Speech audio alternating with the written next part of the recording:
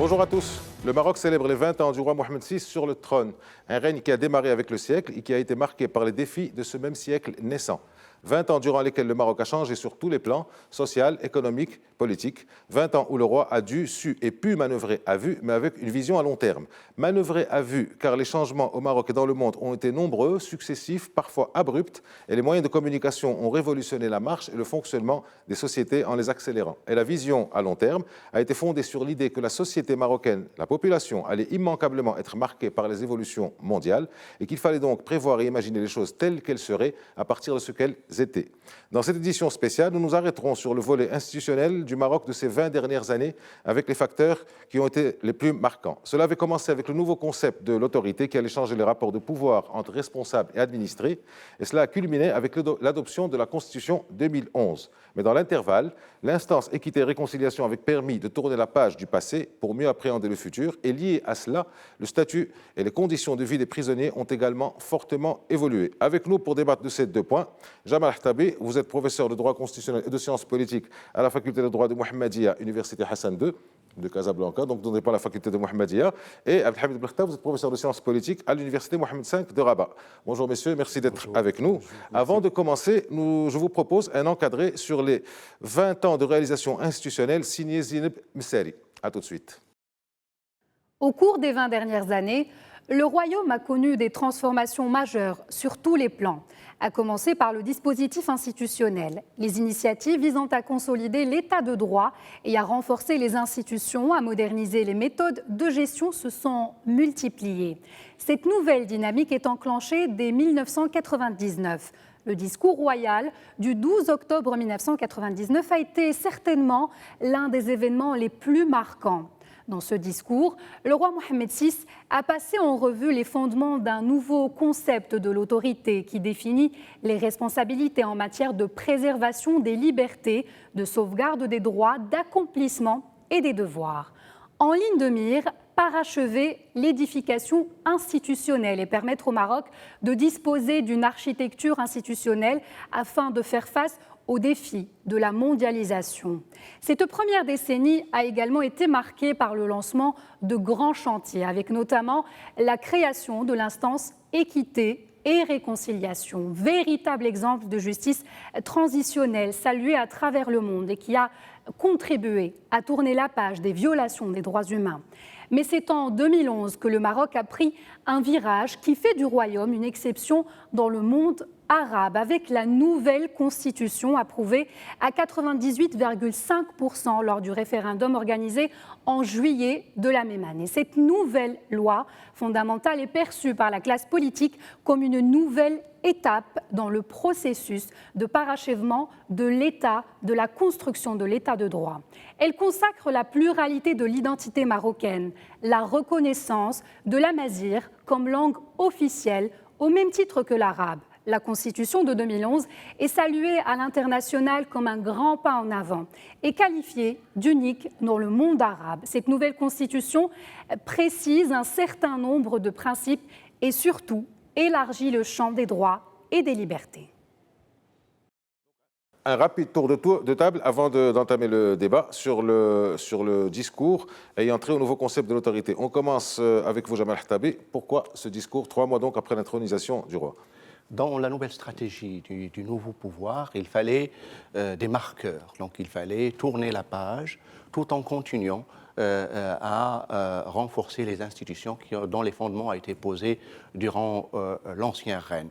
Il est vrai en fait que l'administration, l'autorité marocaine était entachée de pratiques qui n'étaient pas, qui n'allaient pas avec le nouveau règne, qui n'allaient pas avec cette ouverture, avec cette proximité que cherchait à asseoir le nouveau pouvoir. Le nouveau concept, donc dans d'abord sa portée symbolique, est un marqueur qui va accompagner tout le travail qui va être durant les 20 dernières années, qui va marquer le travail de l'administration, d'abord dans la recherche de l'efficacité et de l'efficience. Et on va voir en fait que le rapport avec l'administration va réapparaître à plusieurs reprises dans les discours royaux, donc cette disparité entre les besoins du citoyen et entre le devoir de l'administration et de l'autorité. Quand on parle du nouveau concept d'autorité, ça veut dire en fait qu'on est en train de vouloir asseoir un nouveau rapport entre le citoyen et l'administration, entre les gouvernants et les gouvernés, l'autorité, l'agent d'autorité étant celui qui est le plus proche du citoyen. Donc il fallait marquer l'esprit par d'abord le mot nouveau concept. Ça veut dire en fait qu'on passe à une autre étape dans la relation que le citoyen a avec l'administration, mais on ne parle pas du citoyen. On parle de l'administration, de l'agent d'autorité qui doit changer ses rapports avec, et on le voit clairement dans le discours royal, une administration qui doit être ouverte, qui doit être au service du citoyen et qui doit surtout être présente et apporter les réponses nécessaires aux questions posées par le citoyen. Très bien. Donc pour vous, le discours est un marqueur, c'est aussi une feuille de route, puisque le roi Mohamed VI avait délivré ce discours devant les 4 territoriaux, les walis, les gouverneurs, les agents d'autorité. Alors pour vous, Abdelhamid Berktab, même question, pourquoi selon vous ce discours? Oui, ce discours portait en lui-même une vision royale du nouveau type de pouvoir qu'il voulait instaurer. Et d'ailleurs, on parle du nouveau concept d'autorité, non pas de pouvoir. Pourquoi? Parce que justement, le roi Mohamed VI voulait couper avec cette pratique étatique qui était celle de son prédécesseur, feu Hassan II, qui était axée essentiellement vers l'édification d'un État, peu importe le coût. Là, nous ne sommes plus dans cette logique-là, nous sommes dans une logique d'édification, je dirais, d'un État citoyen, d'un État qui n'est plus gendarme, d'un État qui n'est plus gendarme et qui se base uniquement sur le pouvoir de ses institutions et de son autorité, mais c'est un État éducateur, un État accompagnateur, un État facilitateur aussi. Donc la logique du pouvoir implique tout simplement une certaine ouverture de l'État sur la société, alors qu'auparavant il y avait un certain parallélisme, un certain, je dirais, écart même entre la notion d'État en tant qu'institution nationale et la notion du peuple qui était en quelque sorte, je dirais, il n'y avait pas cette ouverture de l'État. Là, nous sommes dans un nouveau registre qui est celui de donner les moyens à l'État de devenir, et justement de donner les moyens aussi aux institutions politiques et administratives de devenir des institutions citoyennes. C'est-à-dire, nous sommes devant des institutions qui se soumettent, elles aussi, aux droits au même titre que les citoyens. Et du coup, donc, la distance qui sépare l'État du citoyen s'estompe et l'État devient lui-même un acteur comme les autres acteurs. Donc, on est là devant une nouvelle conception de l'État, une nouvelle conception du pouvoir politique qui n'est plus basée uniquement sur le pouvoir brut, mais sur cette capacité d'éducation. Nous sommes en quelque sorte devant une conception platonicienne du pouvoir, c'est-à-dire l'État est avant tout un éducateur. C'est une institution qui éduque plus qu'il ne châtie, qu'il ne sanctionne. Très bien. Alors, je voudrais juste revenir sur quelque chose que le professeur Abdelhamid a sorti, c'est l'État facilitateur. Donc on est dans une nouvelle dynamique. Cette dynamique où l'administration, l'autorité est appelée dans ce nouveau rôle à apporter des réponses aux questions qui sont posées par les citoyens. L'État n'est plus celui, ou l'administration n'est plus l'institution qui refuse, l'institution qui encourage, qui facilite et qui construit avec le citoyen. Alors, c'est vrai qu'on se rappelle de ce discours, du moins les gens de notre âge et plus. Ça a été un discours marquant sur le nouveau concept de l'autorité. Il y a eu beaucoup de choses qui ont été dites et écrites autour. Alors, comment on peut considérer qu'il a constitué une rupture par rapport à la situation précédente, une véritable rupture? En fait, c'est plus la charge symbolique. Parce qu'en fait, quand on a parlé du nouveau concept, on n'a pas changé les hommes. on a changé le concept d'autorité. Ça veut dire en fait que l'agent d'autorité aujourd'hui est investi d'une autre mission. C'est une mission aussi d'intermédiation entre et de facilitateur, comme je l'ai dit tout à l'heure. L'État est dans son nouveau rôle. L'État ou l'administration va jouer un rôle maintenant dans l'investissement, va jouer un rôle économique, un rôle d'accompagnement. Et on l'a vu dans toutes les actions qui ont été accomplies depuis 1999. L'agent d'autorité, on le voit même après, ça va se traduire dans les formations, où on va introduire dans les cycles de formation des agents d'autorité des modules relatifs d'abord à l'économie, relatifs aux droits de l'homme, etc. Donc ce n'est plus la version régalienne, le maintien de l'ordre qui prime. Le maintien de l'ordre est toujours là, mais il y a aussi de nouvelles missions qu'incombent à l'administration, que ce soit des missions économiques, des missions sociales aussi, hein, et des missions, bien entendu, de règlement, des missions régaliennes de maintien de l'ordre. Alors, le réalisme de cette formule, nouveau concept de l'autorité, c'est qu'il maintient le terme autorité. C'est vrai que quand on parle d'un État, ici ou ailleurs, on parle d'autorité publique, on parle de pouvoir public, donc il y a une notion d'ordre, il y a une notion d'autorité, une notion de pouvoir, mais tout ça est atténué par le terme concept. Alors, Abdelhamid Khattab, ça a été quoi les étapes, les avancées de la mise en place sur le temps de ce nouveau concept de l'autorité?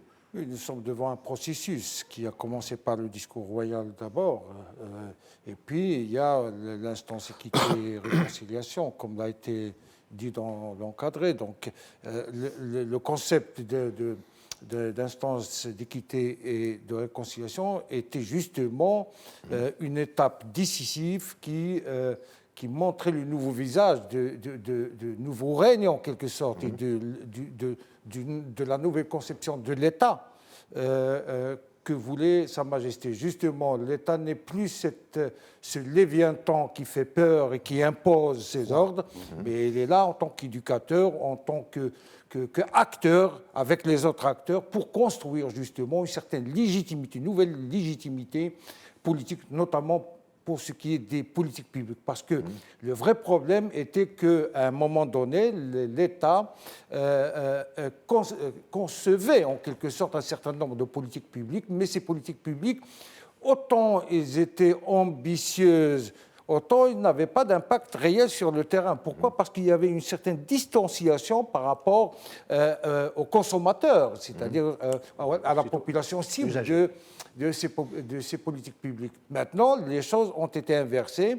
Les gens, les régions, les communes, les citoyens, la société civile sont devenus des acteurs à part entière dans le processus de construction de cette légitimité des politiques publiques. Les politiques de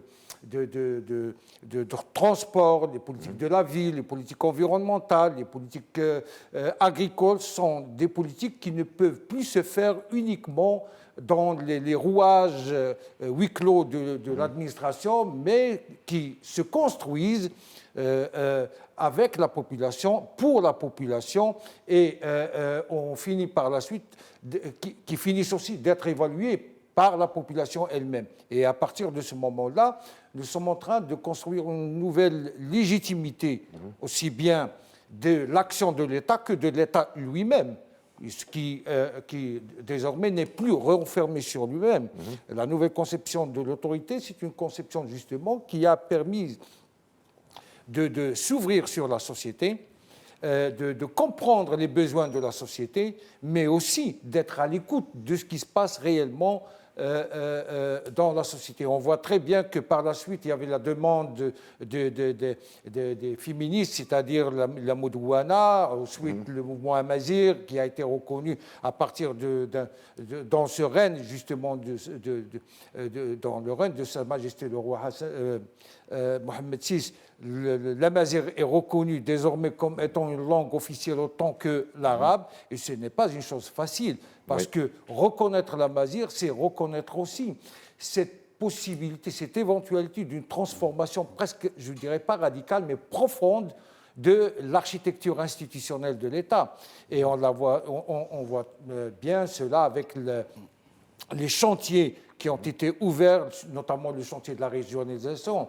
La régionalisation et la régionalisation avancée impliquent tout simplement un nouveau rapport de l'État par rapport à son territoire. Le territoire national marocain n'est plus ce territoire indifférencié, absolu, indivisible, mais plutôt un territoire composite, un territoire où il y a une certaine différence, où il y a des niveaux multiples, plusieurs niveaux. Alors, donc, justement, nous sommes devant une conception multiniveau de gestion du territoire, et c'est très, très important. Il s'est passé aussi quelque chose de très important, c'est qu'en parallèle, ou juste après ce discours royal, il y a eu un changement qualitatif, vous en parlez tous les deux, au niveau du personnel administratif. C'est-à-dire qu'on n'était plus dans une approche autoritaire, dans une approche, allez, on va dire musclée, mais dans une approche régalienne, dans une approche juridique, dans une approche humaniste, qui a fait, et ça a touché un peu tous les services de l'État, ce qui nous amène donc à notre...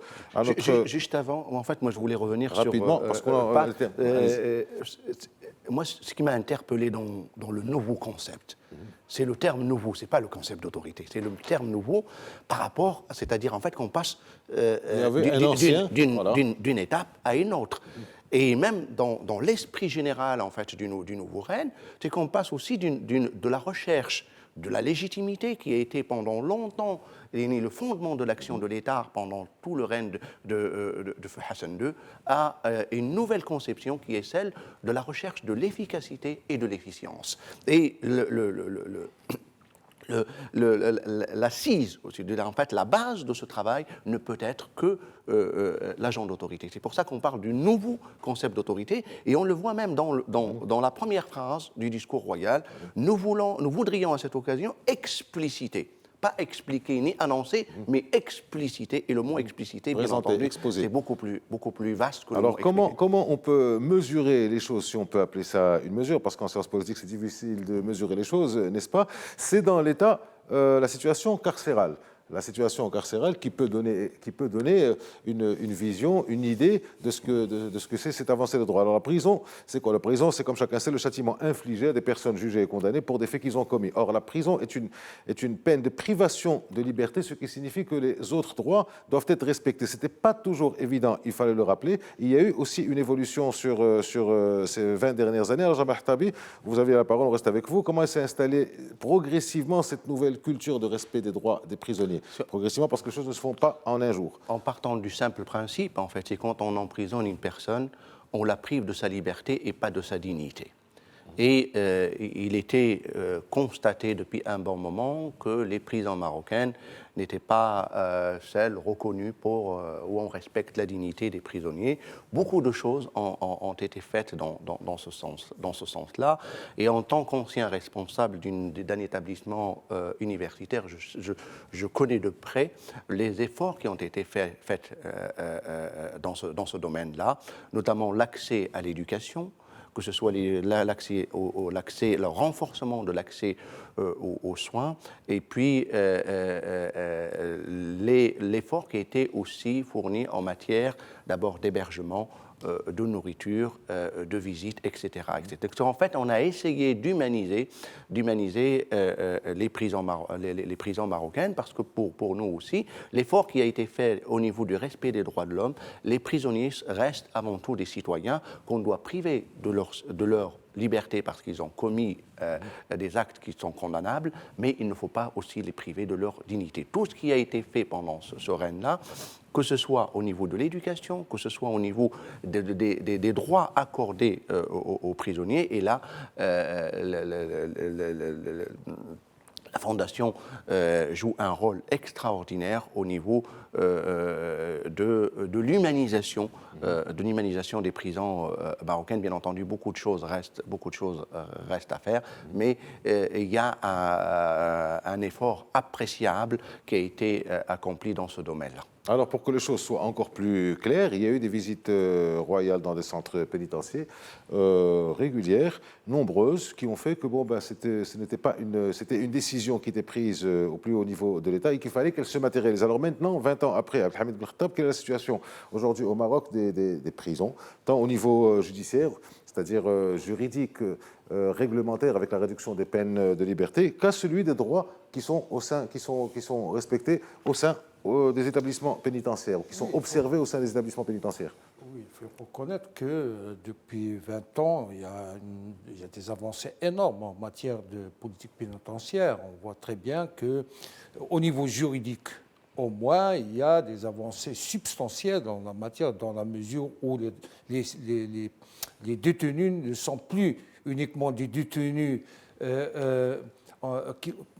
qu'on va incarcérer pour venger justement la société, mais ce sont des détenus qui sont là en train pour être éduqués et pour réinsérer la société par la suite. Et c'est un concept qui n'est pas facile à mener sur le terrain. Pourquoi ? Vu la situation des prisons marocaines qui n'était pas vraiment une situation paradisiaque quand même, les prisons marocaines étaient considérées parmi les plus denses au monde. Et justement, cette situation classe le Maroc parmi en 22e ou 23e niveau au niveau international. C'est-à-dire que nous avons beaucoup de la justice, justement, prononce des peines privatives de liberté de façon très intensive. Et ça rend justement la vie dans ces établissements pénitentiaires ingérables. Autant l'État fait des efforts, autant la capacité réelle de réception des détenus de ces établissements est réduite. Et on voit très bien que, au moins au niveau juridique, il y a des avancées énormes. Les détenus ne sont plus maltraités. Ça, il faut l'accès aux soins, l'accès à l'enseignement, et aussi le respect de la dignité aussi des détenus est maintenu. Mais reste encore cette question de densité de la population carcérale qui fait justement qui limite l'action de l'État et limite aussi les moyens pourvus pour justement améliorer la situation des détenus. Je crois que dans les années à venir, la politique pénale au Maroc va s'orienter vers une certaine peine alternative. Des peines alternatives, notamment les peines que je qualifierais de surveillance à distance, du travail social, etc., de prison ouverte, des travaux d'utilité des publique, travaux d'intérêt général. Donc, pourquoi ? Parce qu'il faut trouver une solution à cette densité de la population carcérale qui véritablement sanctionne et peine et sanctionne l'action de l'État. Nous avons des intentions, nous avons un budget qui est considérable alloué aux établissements pénitentiaires et pourtant, il y a des efforts à faire en cette matière-là. Alors, justement, il y a... Juste ajouter en fait qu'un effort consistant et considérable a été fait dans la volonté de réinsertion. La volonté de réinsertion des détenus, sachant très bien en fait que ce sont des gens qui ne resteront pas éternellement en prison, ce sont des gens qui vont revenir dans la société et il fallait leur donner les moyens de se réinsérer, de se réintégrer. Beaucoup de choses ont été faites dans ce domaine-là et notamment à travers des actions spécifiques dans le cadre de l'INDH qui accorde aussi une importance à ceux qui sortent des prisons. Donc il ne faut pas oublier ça aussi. Donc en aval, justement, c'est très important de le souligner, en aval, il y a en aval de la privation de liberté, il y a toute la politique de réinsertion, mais en amont, il y a aussi une action qui est faite au niveau de la sensibilisation du parquet sur les détentions préventives, détenus préventifs constituant un peu moins que la moitié. Donc on arrive à la moitié de l'émission, on se retrouve dans quelques instants. Merci. Rebonjour et retour sur le plateau. Nous discutions donc avec nos invités des 20 ans de réalisation institutionnelle réalisés au Maroc. Donc nous avons parlé du nouveau concept de l'autorité et des prisonniers. Nous passerons maintenant à l'instance équité et réconciliation qui avait aussi marqué les esprits et les cœurs des Marocains en 2004. Alors le 7 janvier 2004, le roi Mohamed VI installait officiellement l'instance équité et réconciliation qui, avec ses 16 membres et son président Feu Driss Ben Skri, avait en charge l'examen des exactions commises durant les 43 dernières années. C'était là l'approche de justice transitionnelle du royaume, nécessaire tant les souvenirs étaient encore amers des différentes atteintes aux droits de l'homme. L'IER a procédé à une évaluation globale du processus de règlement du dossier de la disparition forcée et de la détention arbitraire et mené des recherches et des concertations avec les pouvoirs publics, les victimes, leurs familles ou leurs représentants et les organisations non gouvernementales concernées. Alors, avant de commencer ce débat sur ce point-là, je voudrais vous poser la question de quelle est la définition et la signification d'une justice transitionnelle. Abdelhamid Belkhtab. Oui, la justice transitionnelle, c'est un ensemble c'est un processus de mise en place d'un ensemble de mécanismes, justement, qui permettent de rompre avec des pratiques de l'État qui étaient, en quelque sorte, qu'on a qualifié d'abusives, des pratiques qui ont porté atteinte aux droits de l'homme.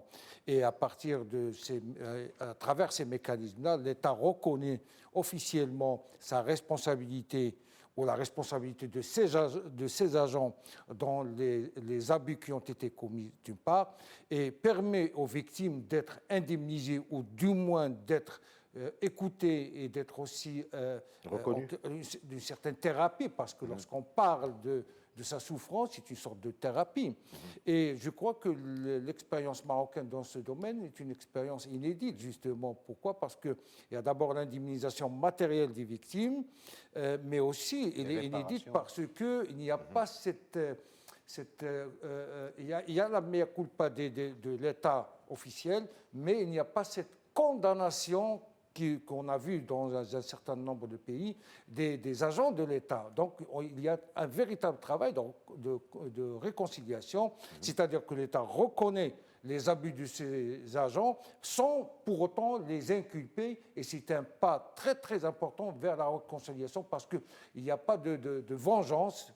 Il n'y a pas de violence dans ce processus-là. C'est un processus qui s'est passé dans de bonnes conditions. Et je crois que c'est grâce à l'instance équité et réconciliation que le Maroc a pu justement instaurer une nouvelle perception du pouvoir et un nouveau rapport avec la société civile et la société politique. Alors, en quoi Jamal Khattabi avait-elle permis de passer d'une ère à l'autre, à moins que vous ayez une précision à apporter en plus sur la justice transitionnelle? Je crois en fait que la création de l'UR a été un acte de courage et de bravoure extraordinaire, qui ont posé les jalons de ce qui va se faire après. C'est un acte de réconciliation, d'ailleurs dans le choix des termes.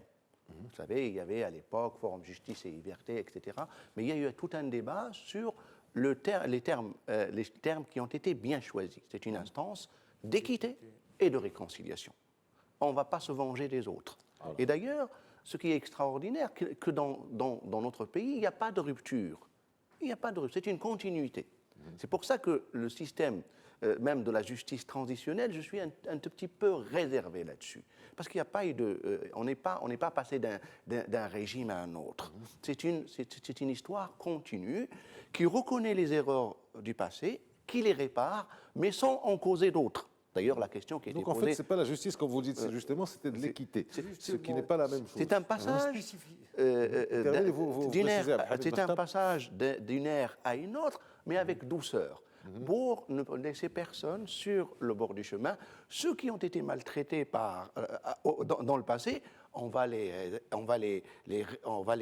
pas les indemniser, mais on va leur rendre justice, mais d'une manière à ne pas porter atteinte aux autres, parce que le travail qui a été fait est un travail qui est considérable, que ce soit au niveau d'abord de l'écoute à ceux qui ont été maltraités, que ce soit dans les audiences publiques, tout ce qui est dans l'archivage. Donc on a soldé le passé. D'ailleurs, c'est l'une des expériences les plus réussies dans le monde. On cite aussi l'Afrique du Sud, on cite aussi le Timor et d'autres qui ont une équivalence de celle qu'il y a, mais celle qui a été la plus réussie, à mon avis, reste l'expérience marocaine. Même la France n'a pas osé solder son passé avec l'Algérie ou avec le passé colonial. Jusqu'à maintenant, il n'arrive pas. Il n'arrive pas. Donc c'est pour ça que tout à l'heure j'ai parlé de ici, il y a eu quand même le courage de parler des choses et de dire les choses, d'appeler les choses par leur nom. C'est un courage exceptionnel qui va déterminer, comme je l'ai dit tout à l'heure, tout ce qui va se passer après, tout ce qui va venir va s'inscrire dans ce que l'IER a fait. Et on le voit même dans le texte constitutionnel dont on va parler tout à l'heure. Il y a une grande partie qui ont été la mise ou la constitutionnalisation des recommandations de l'IER. L'une des spécificités justement de ce processus de réconciliation au Maroc, c'est qu'il était un processus extrajudiciaire. C'est-à-dire, il était plutôt un processus politique qui se base sur la négociation, sur l'écoute, sur l'exorcisation d'un certain nombre de pratiques. Et c'est une thérapie collective aussi bien des agents de l'État que des victimes elles-mêmes. Donc, la spécificité, c'est qu'on est sorti de ce processus judiciaire justement lorsque la réconciliation se fait de manière... des droits de l'homme aussi qui a apporté sa pierre à l'œuvre. Lorsque le processus est judiciaire, il est souvent, je dirais, il est souvent raide en quelque sorte, et il est souvent tranchant en quelque sorte. Pourquoi ? Parce qu'on sait très bien que le droit, c'est aussi la sanction. Et justement, le Maroc a choisi une option qui est celle de la réconciliation entre les victimes et l'État, et on voit très bien comment est-ce que les recommandations de l'IER ont été prises en considération dans les différentes politiques publiques de l'État, et on voit très bien comment est-ce qu'un certain nombre de victimes justement d'exactions de l'État sont devenues responsables au sein même de l'État, ce qui prouve qu'il y a une certaine ouverture et une véritable réconciliation entre l'État d'une part et les victimes de ces actions. Ce que je voudrais dire, c'est qu'il y avait aussi une certaine non-honnêteté intellectuelle qui a été prouvée après. Donc c'est que la création de l'UR n'était pas seulement des intentions à destinée internationale où on allait enjoliver l'image du Maroc. Donc c'était du concret, et on l'a vu dans le traitement plus tard de tout ce qui est... Les recommandations ont été prises en considération dans une transposition constitutionnelle très importante, et on a des termes qui vont apparaître, comme la dignité, par exemple, le terme de la dignité qui va apparaître dans le préambule de la Constitution. L'article 22 de la Constitution qui va interdire de manière claire et nette la torture et le fait de porter atteinte à la dignité des uns et des autres. Donc, il y a réellement, comme je le disais tout à l'heure, la reddition des comptes. Finalement, ça a pris le temps de mûrir, et donc il s'agissait au tout début du règne, avant d'ouvrir une nouvelle page de l'histoire, de lire l'ancienne avant de la tourner et d'ouvrir l'autre. Alors bon, tout ça s'est passé donc au début du règne, et le Maroc, entre-temps, traversait pas mal d'épreuves. Depuis 2004, date de l'IER, il y a eu les différents attentats de 2003, de 2007, de 2011, il y a eu le mouvement, enfin les soubresauts de la contestation du 20 février, puis les différentes manifestations, et tout ça a été quand même géré, maintenant on peut le voir avec du recul, d'une manière juridique, d'une manière légale. Alors est-ce qu'on peut dire, à vous deux, avant de passer au dernier thème qui est celui de la Constitution, est-ce qu'on peut dire que cette page des exactions est définitivement tournée ? Il faut voir en fait que la création de l'UR, qui était le résultat d'un processus, est intervenue en plein soubresaut sécuritaire marocain. Nous sommes à la veille des attentats du 16 mai 2003. Donc nous sommes en pleine... C'était en fait un an après l'IER. Pratiquement 6 mois, 7 mois après. Quelques mois après. Et je me souviens, j'étais l'un de ceux qui, à l'époque, parlaient, parce qu'il y avait un cours des universités, on a soulevé ces craintes. Est-ce qu'on ne va pas, avec les arrestations massives qui ont suivi les attentats du 16 mai, est-ce qu'on ne va pas retomber dans exactement la même chose, et on va se porter à créer une nouvelle instance équité et réconciliation juste après? Je crois que l'histoire a prouvé que la bonne foi du pouvoir était là, et que le traitement, bien entendu, de phénomènes aussi difficiles qu'est le terrorisme était fait avec un professionnalisme exemplaire et avec un professionnalisme appréciable. Pour ne pas dire le mot exemplaire, parce que là aussi, il y a eu quelques petits dérapages, mais qui restent marginaux par rapport à ce qui a été fait ailleurs. Des actes individuels, Abdelhamid Mertab, dernier mot sur le sujet, non ? Oui, justement, le Maroc a pu franchir cette étape avec succès parce qu'il y a la volonté, la bonne volonté de l'État à respecter les recommandations de l'instance équité et justice d'une part, et il y a aussi la volonté du chef de l'État lui-même à faire avancer justement cette idée de l'État de droit et des institutions, c'est-à-dire nous ne sommes plus dans cette logique où l'État et ses agents peuvent agir en dehors de la loi. Au contraire, désormais, l'État est lui-même soumis à la loi. Et il y a une volonté réelle du chef de l'État à ce que le droit soit respecté par toutes les institutions de l'État. Très bien. Donc, nous avons parlé du nouveau concept de l'autorité, nous avons parlé de la situation carcérale, nous avons parlé de l'instance équité et réconciliation.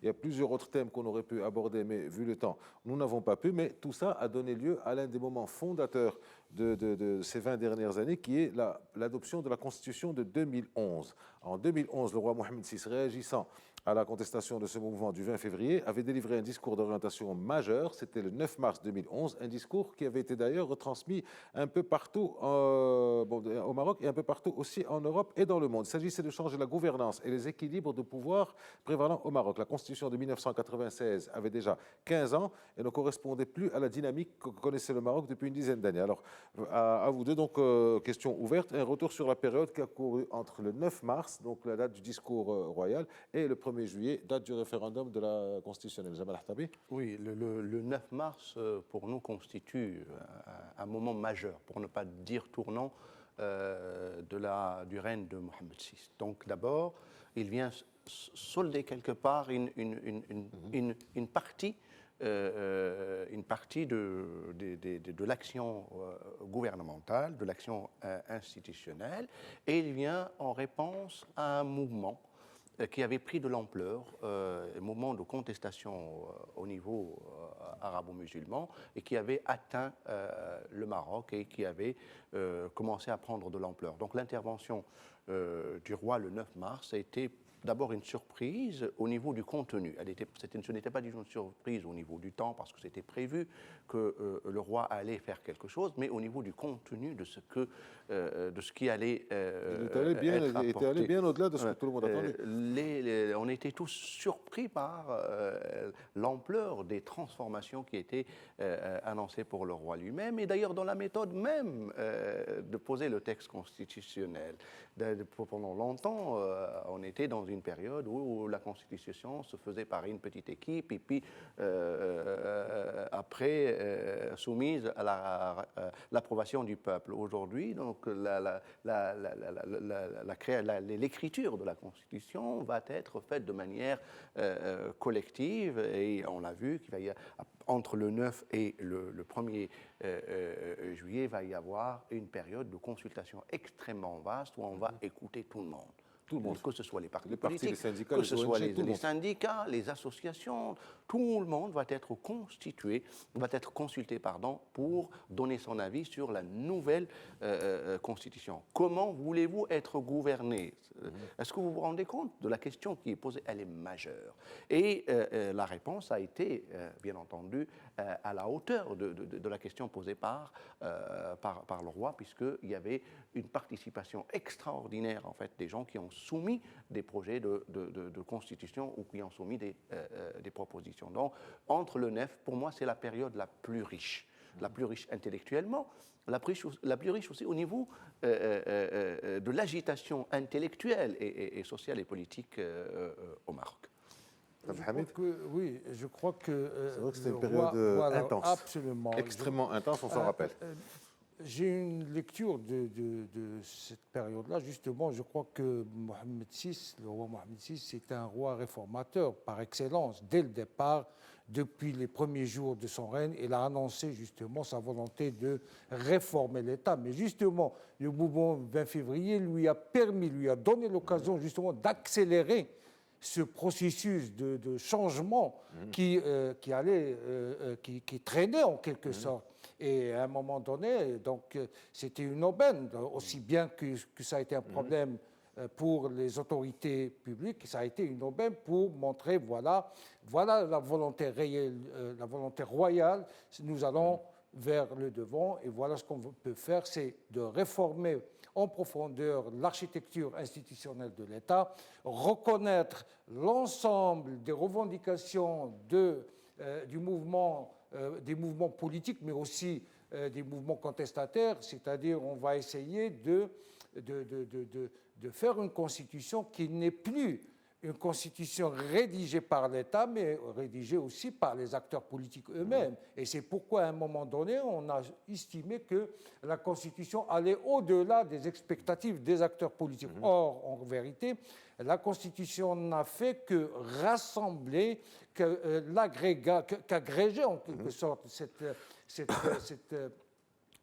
amas de revendications, de doléances de tous les acteurs politiques et associatifs. À un moment donné, nous avons une constitution qui n'est plus qui ne fait plus partie de ces constitutions résumées, mais une constitution qui s'étoffe, qui est étalée, qui est exhaustive en quelque sorte, et qui a constitutionnalisé un certain nombre de revendications des acteurs même non politiques. Lorsqu'on parle de l'équité, voilà, la parité homme-femme, ce n'est pas dans la partie préambulaire, il y a beaucoup de social, il y a énormément de social sur le droit de la femme, sur le droit à la vie, la torture. Donc on voit très bien que la nouvelle constitution a été l'occasion justement pour le nouveau règne de montrer sa bonne volonté, mais d'être aussi à l'écoute de la société civile et de la société politique. Et ça s'est reflété sur le texte constitutionnel. Et on a certains constitutionnalistes qui estiment que, justement, la nouvelle constitution au Maroc est une constitution assez longue. Mais pourquoi? Parce que, tout simplement, il fallait y introduire l'ensemble des revendications des mouvements sociaux. Aussi longue soit-elle, aussi détaillée soit-elle, mais mieux vaut être détaillée que de ne pas prévoir, justement, ces revendications dans le texte constitution. D'ailleurs, nous avons un exemple de la constitution brésilienne qui est exemplaire dans sa longueur.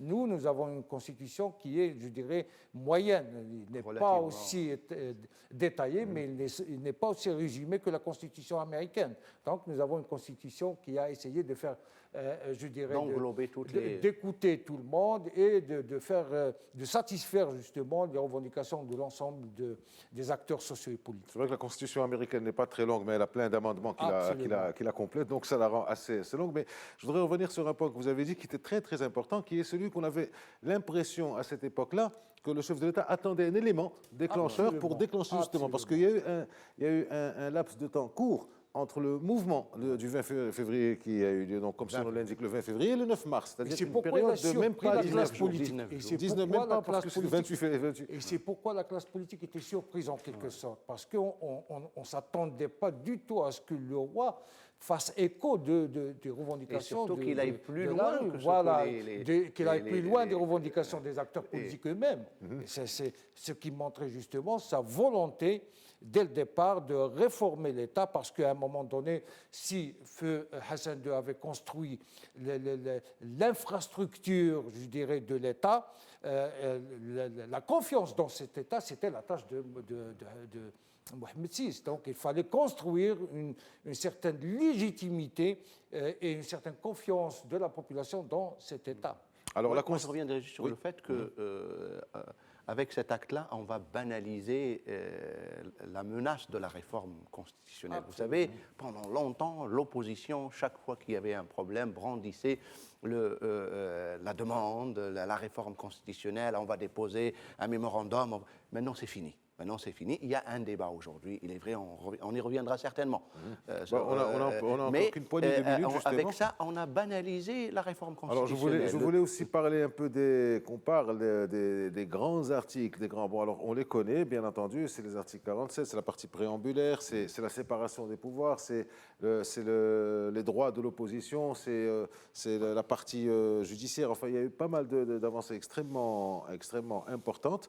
Mais vu le temps qu'il nous reste, c'est-à-dire une petite poignée de minutes, je voudrais vous poser à vous deux une question sur 8 ans maintenant. Nous sommes à 8 ans presque, après 8 ans plus après la promulgation de la Constitution et 2 élections législatives, élections communales aussi. Alors, en quoi on peut dire que cette Constitution a changé le fonctionnement politique et institutionnel dans le pays, enfin, d'une manière pratique, Jamal Hatabi? Non, je crois que c'est trop tôt. Je crois que c'est trop tôt pour parler de.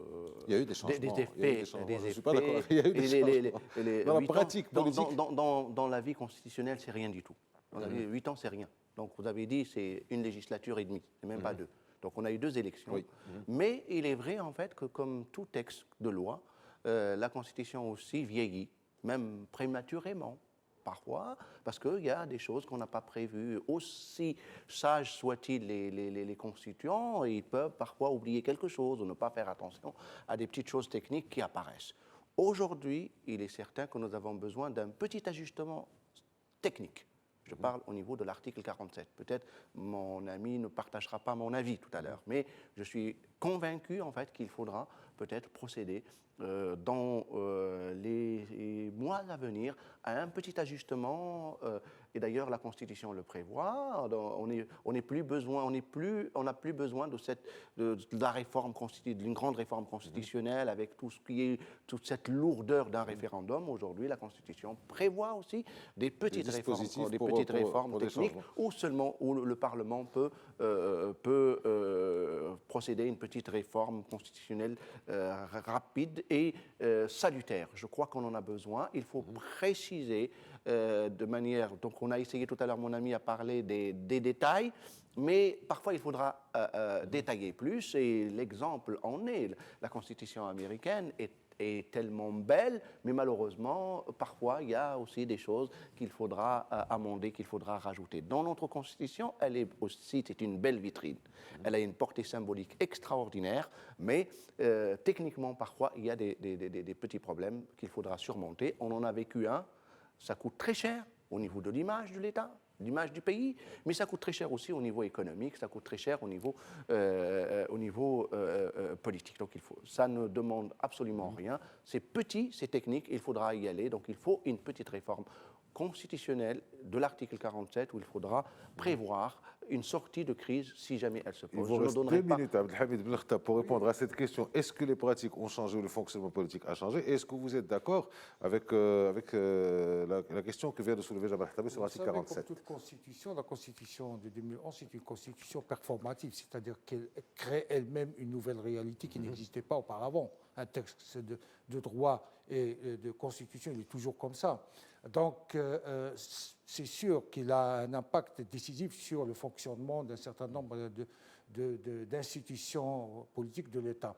En ce qui concerne la réforme constitutionnelle, moi, je ne partage pas cet avis pour la simple raison, je crois qu'à partir du moment où il y a un chef d'État qui est aussi en même temps arbitre entre les institutions, l'article 47 ne pose aucun problème si nous lisons justement la Constitution d'une manière globale et systémique. C'est-à-dire, si vous avez un problème de délai, c'est le roi qui peut délimiter le délai de manière discrétionnaire, puisqu'il est le chef de l'État. Il peut à chaque fois dire voilà le délai que je peux fixer, sinon il peut même ne rien dire et insinuer aux partis politiques qu'ils ont dépassé les limites raisonnables, les délais raisonnables.